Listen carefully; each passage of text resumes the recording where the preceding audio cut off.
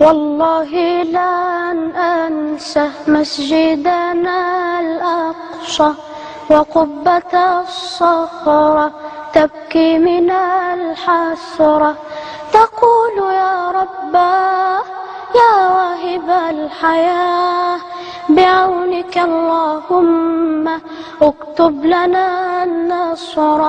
وشجرة الزيتون بغصنه الحنون يبكي على شهداء أرضنا الحرة.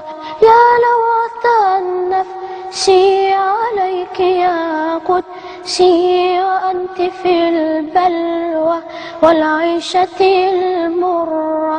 يا إخوة الإسلام سيروا إلى الأمام بالعزم والإقدام بصحبة القرآن.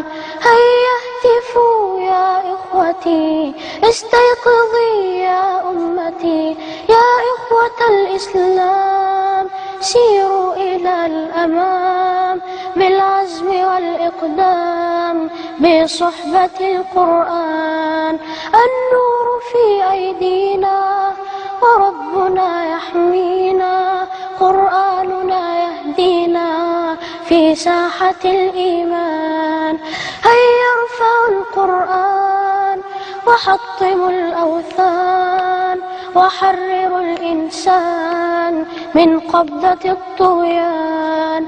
هيا اهتفوا يا إخوتي، استيقظي يا أمتي. هيا أعيدي بسمتي كسابق الأزمان، كسابق الأزمان.